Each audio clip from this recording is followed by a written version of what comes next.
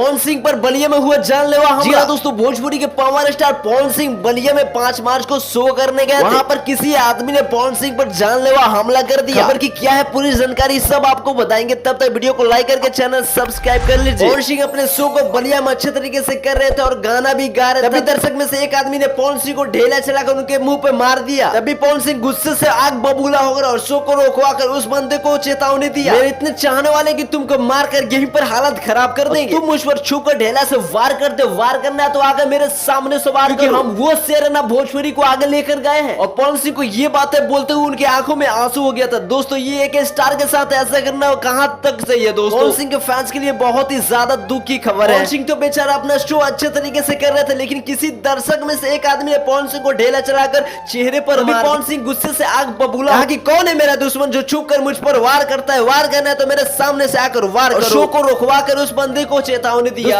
पवन सिंह के साथ गलत हुआ है, आप इस पर क्या कहना चाहते हो कमेंट में जरूर बताओ। ऐसे अपडेट के लिए वीडियो को लाइक करके चैनल सब्सक्राइब जरूर कर लीजिए।